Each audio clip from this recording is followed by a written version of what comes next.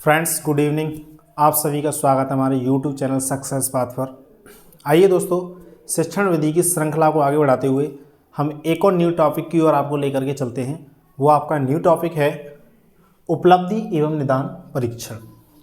उपलब्धि मतलब अचीवमेंट और निदान मतलब डायग्नोस और परीक्षण मतलब टेस्ट। कि उपलब्धि परीक्षण क्या होता है और निदान परीक्षण क्या होता है, इसको हम समझने की कोशिश करते हैं। ठीक है, आइए तो देखते हैं। देखिए, उपलब्धि से मतलब है कि एक विद्यार्थी कितना सीखा है, या हम ये कहें कि एक विद्यार्थी क्या जानता है। ठीक है, तब वो क्या कहलाता है, आपको उपलब्धि परीक्षण कहलाता है। देखो, जब ऐसा परीक्षण, इसकी परिभाषा देखा जाए तो ये होगी, ऐसा परीक्षण जिसके माध्यम से ये जाना जाए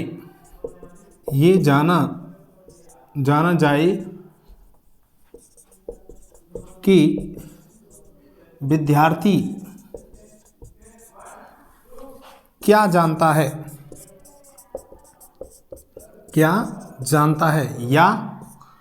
या विद्यार्थी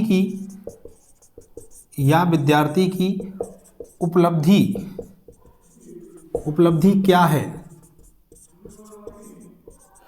तब वो उपलब्धि परीक्षण कहलाता है। इससे मतलब क्या है, जैसे कि माना कि कोई परीक्षा ली जा रही है, जैसे कि साइंस की परीक्षा ली जा रही है और साइंस की परीक्षा है जो आपकी है 50 नंबर की, और 50 नंबर में से एक विद्यार्थी क्या करता है, 50 में से 40 नंबर लेकर के आता है, तो 50 में से 40 नंबर लाना विद्यार्थी की क्या मानी जाएगी, उपलब्धि मानी जाएगी। और ये जो परीक्षण है यही हमारा क्या माना जाएगा, उपलब्धि परीक्षण माना जाएगा। ठीक है, तो ये तो हुआ उपलब्धि परीक्षण। ठीक है, यहाँ से आपके लिए क्वेश्चन बनेगा कि उपलब्धि परीक्षण किसे कहते हैं। ठीक है ना, तो उपलब्धि परीक्षण से कहते हैं। उपलब्धि परीक्षण का जो दूसरा नाम होता है वो होता है निष्पत्ति परीक्षण। कौन सा परीक्षण, निष्पत्ति परीक्षण। ठीक है, दोनों ही नाम आपसे पूछे जा सकते हैं, तीनों ही नाम, निष्पत्ति है, उपलब्धि है, अचीवमेंट टेस्ट, इन तीनों नामों से पूछा जा सकता है। ठीक है, उसके बाद आते हैं हम कि उपलब्धि परीक्षण हो चुका है तो निदान परीक्षण किसे कहते हैं। अब निदान के बारे में जानने की कोशिश करते हैं कि निदान क्या है। तो देखिए, निदान को इंग्लिश में बोला जाए तो टू डायग्नोस, मतलब जांच करना। क्या करना, जांच करना। अब किस बात की जांच करना, कि उन कारणों की जांच करना जिनसे विद्यार्थी की उपलब्धि यदि कुछ कम रह गई है तो उनके ही पता लगाना क्या कहलाता है, निदानात्मक परीक्षण कहलाता है। जैसे हम जाते हैं, हम बीमार हैं तो सबसे पहले हमारी क्या की जाती है, जांच की जाती है। डॉक्टर हमारी क्या करवाता है, जांच कराता है, और जिससे वो प्रॉपरली पता चल सके कि हमें कौन सी बीमारी है और कितने लेवल तक वो बीमारी पहुंच चुकी है। ठीक है ना, तो ये क्या कहलाता है, निदानात्मक परीक्षण कहलाता है। तो निदानात्मक परीक्षण समझते हैं, निदानात्मक परीक्षण क्या है।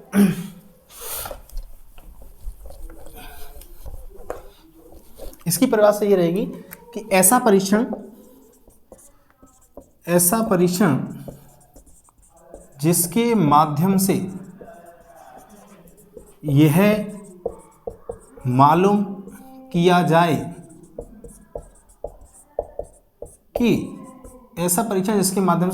किया जाए कि विद्यार्थी क्या नहीं जानता, तो वह निदानात्मक परीक्षण कहलाता है।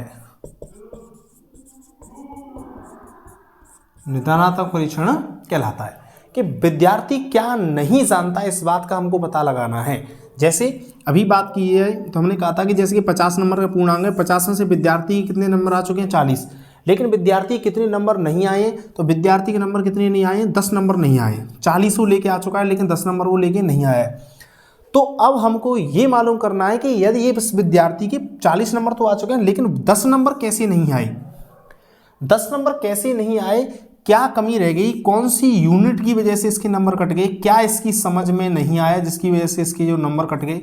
तो इस बात का ही पता लगाना कि विद्यार्थी क्या नहीं सीखा है, विद्यार्थी क्या नहीं जानता है, इस बात का ही पता लगाना क्या कहलाता है, निदानात्मक परीक्षण कहलाता है। और देखो क्या है, जब उपलब्धि जांच ली जाए और जब निदानात्मक परीक्षण कर लिया जाए तो निदानात्मक परीक्षण के बाद जो नेक्स्ट बारी आती है वो किसकी आती है, उपचारात्मक परीक्षण की आती है। किसकी आती है, उपचारात्मक परीक्षण। तो एक सेंटेंस इस प्रकार से बनता है कि उपचारात्मक परीक्षण के लिए निदानात्मक परीक्षण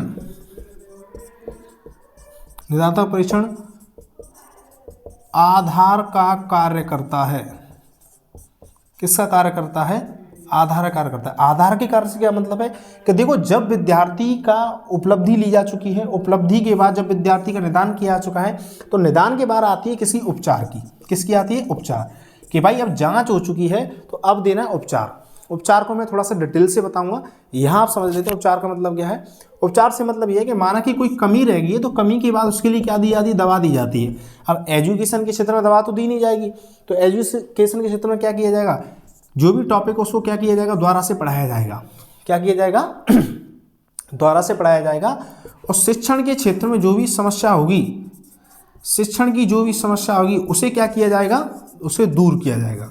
क्या किया जाएगा, शिक्षण की समस्या को उसे क्या किया जाएगा, दूर किया जाएगा।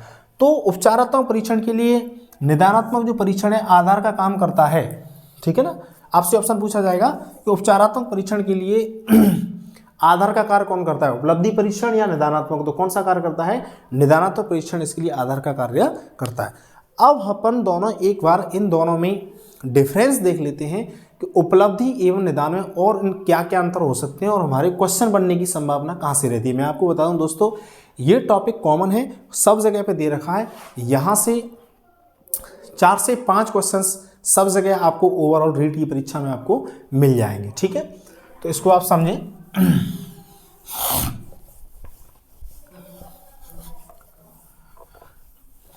देखो, उपलब्धि परीक्षण और निदानात्मक परीक्षण ऐसे देख लेते हैं कि उपलब्धि परीक्षण निदानात्मक परीक्षण में क्या क्या अंतर है। तो देखो, पहला है अंतर जो देखा जाए उपलब्धि परीक्षण में, जैसे बताया गया उपलब्धि परीक्षण किसे कहते हैं कि विद्यार्थी क्या जानता है यह पता लगाना तब तो कहलाता है उपलब्धि, और विद्यार्थी क्या नहीं जानता इसका पता लगाना क्या कहलाता है, निदानात्मक परीक्षण। तो विद्यार्थी क्या जानता है, विद्यार्थी क्या जानता है इसका पता लगाना क्या कहलाता है, आपका उपलब्धि परीक्षण कहलाता है। और विद्यार्थी क्या नहीं जानता है, क्या नहीं जानता है इसका पता लगाना क्या कहलाता है, निदानात्मक परीक्षण कहलाता है। क्या कहलाता है, निदानात्मक परीक्षण कहलाता है।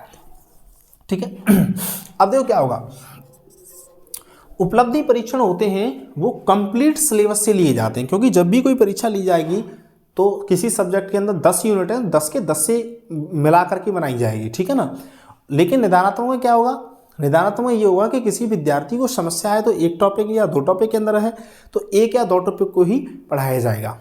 तो उपलब्धि परीक्षण में हम लिखेंगे ये परीक्षाएं संपूर्ण सिलेबस को ध्यान में रख करके, संपूर्ण पाठ्यक्रम को ध्यान में रखकर बनाई जाती हैं, ध्यान में रखकर बनाई जाती हैं। लेकिन यहाँ क्या होगा, यहाँ संपूर्ण सिलेबस नहीं आएगा, यहाँ क्या होगा, वही 1-2 यूनिट आएंगी जिनमें इनको समस्या है। तो यह परीक्षण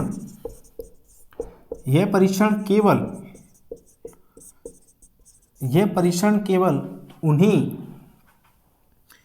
उन्हीं यूनिट्स या इकाइयों के लिए होता है,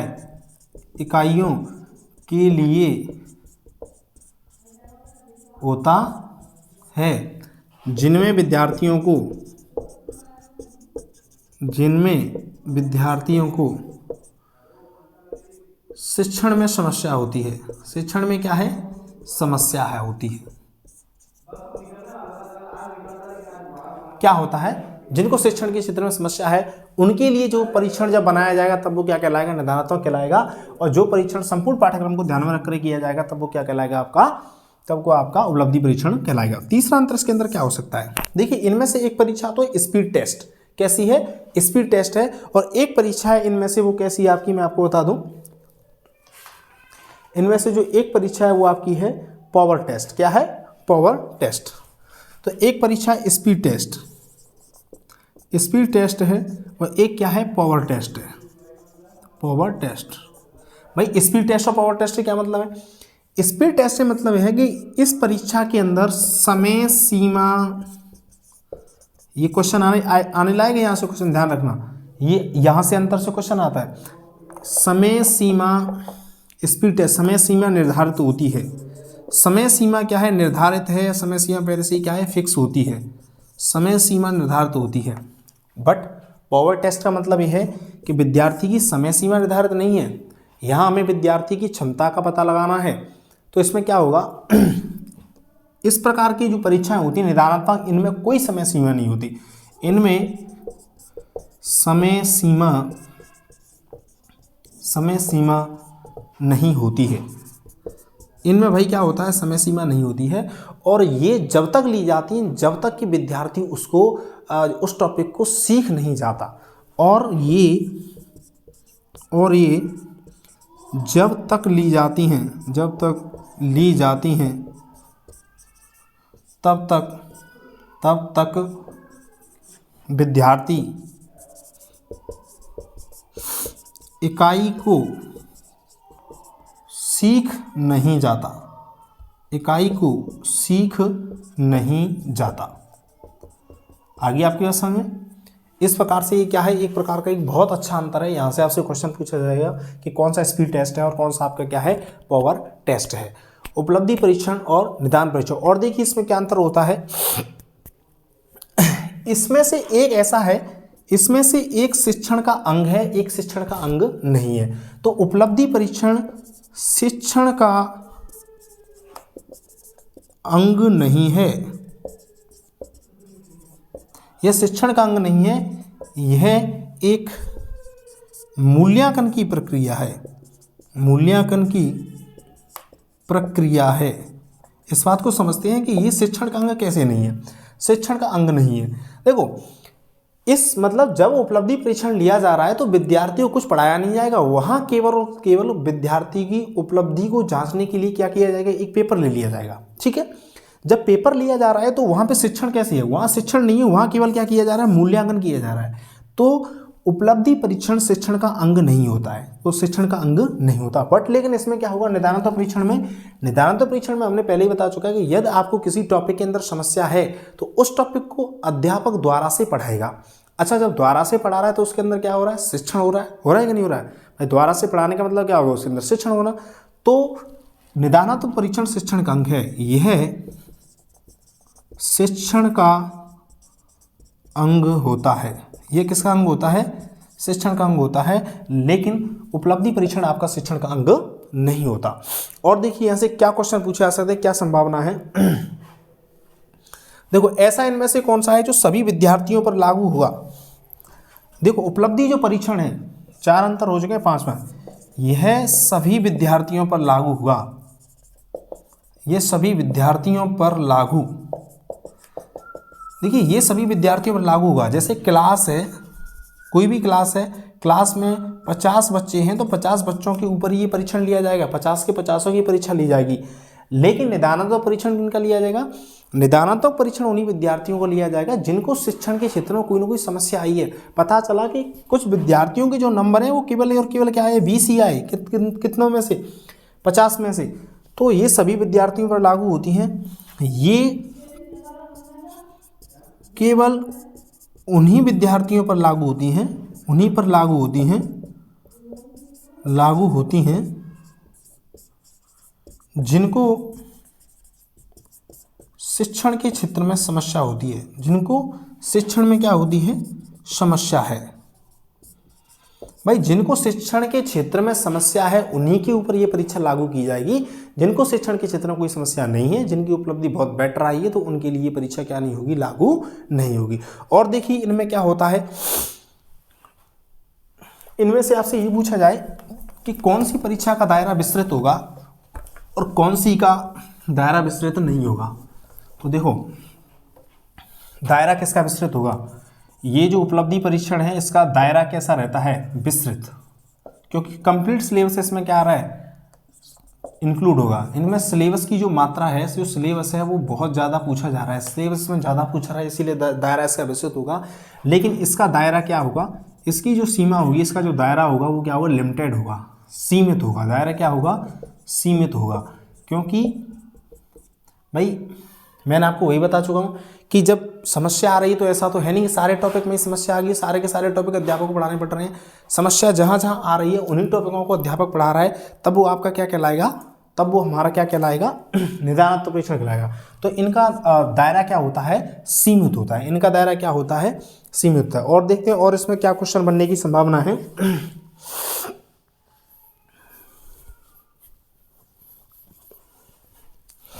देखो और देखिए, ये परीक्षण है, इस परीक्षण में क्या होगा, अंक प्रदान किए जाएंगे, अंक प्रदान किए जाते हैं, लेकिन यहां अंक प्रदान नहीं किए जाएंगे, अंक प्रदान नहीं किए जाते। देखो यहां अंक क्यों प्रदान किए जा रहे हैं, क्योंकि यहां पे तो परीक्षा ली गई है। जब यहाँ पर परीक्षा 50 अंक की ली गई है, 50 में से विद्यार्थी कितने अंक आए, 40 अंक आए, तो यहाँ तो अंक तो प्रदान करना है ही है।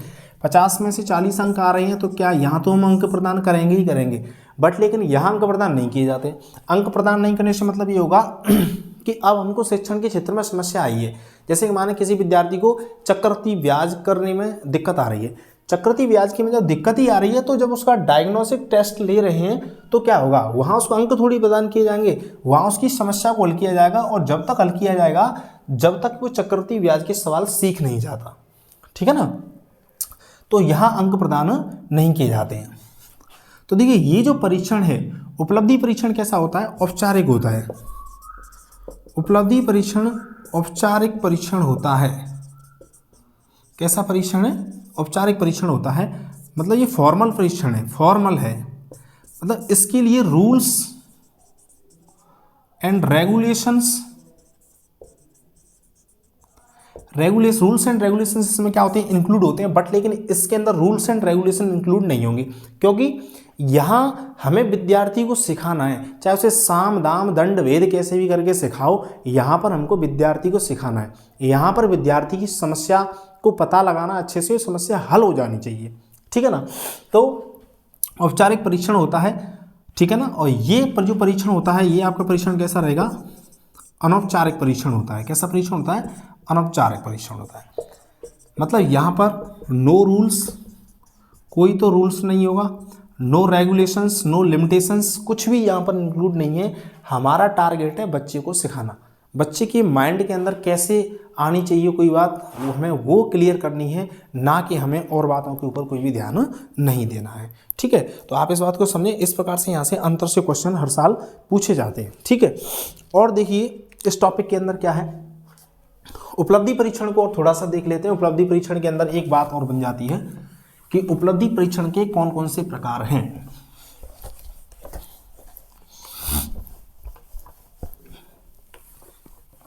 उपलब्धि परीक्षण के प्रकार,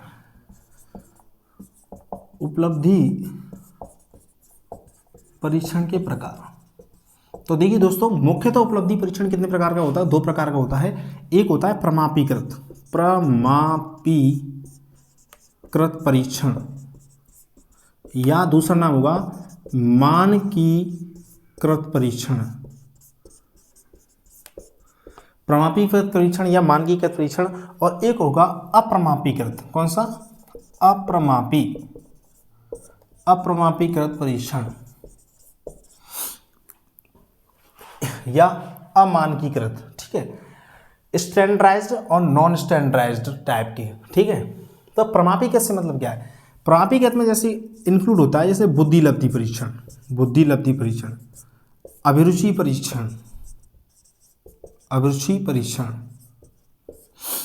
ऐसे परीक्षण।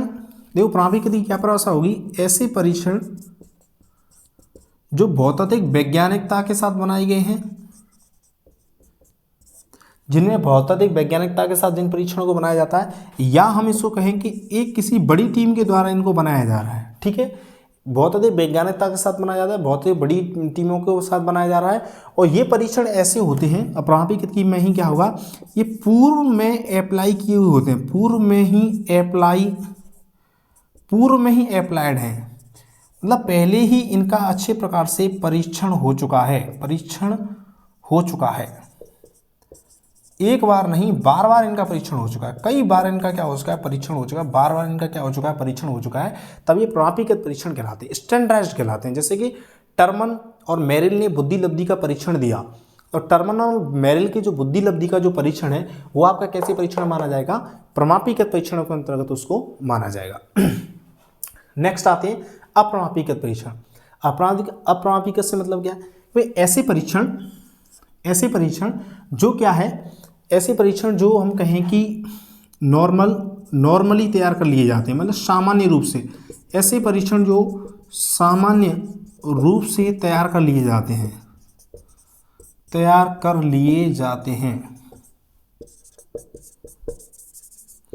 ऐसे परीक्षण जो सामान्य रूप से तैयार कर लिए जाते हैं। जैसे कि कोई अध्यापक है, अध्यापक को किसी क्लास में, माने अध्यापक को क्लास 8th का सेकंड टेस्ट लेना है, फर्स्ट टेस्ट लेना है और सेकंड टेस्ट लेना है। ठीक है, तो क्या करता है अध्यापक, अपने लेवल पर अपने ही अनुसार क्वेश्चन बना देता है। ठीक है, अपने लेवल पर अपने अनुसार क्वेश्चन बना देगा, और जैसे उसके अंदर निबंधात्मक क्वेश्चन देना चाहे, या वस्तुनिष्ठ देना चाहे, या रेगिस्तान टाइप के क्वेश्चन देना चाहे तो इसके अंदर दे सकता है।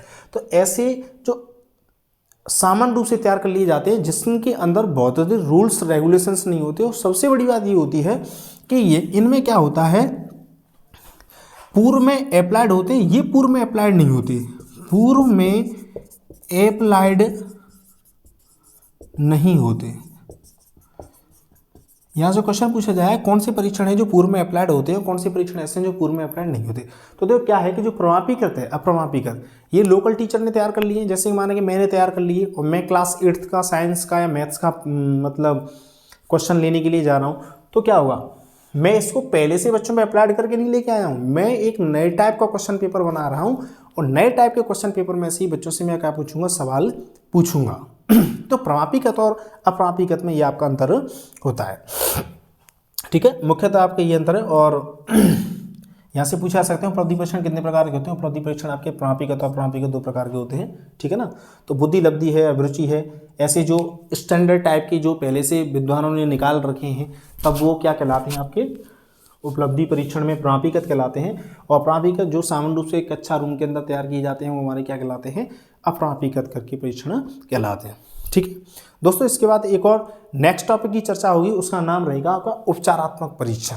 क्या रहेगा, उपचारात्मक परीक्षण, रीमेडियल टीचिंग। रीमेडियल टीचिंग क्या होती है। ठीक है, तो नेक्स्ट टॉपिक का इसका पार्ट सुबह आएगा, आप इस पार्ट को अच्छे से तैयार कर लें, यहाँ से क्वेश्चन आने की पूरी संभावना रहेगी। Thank you so much.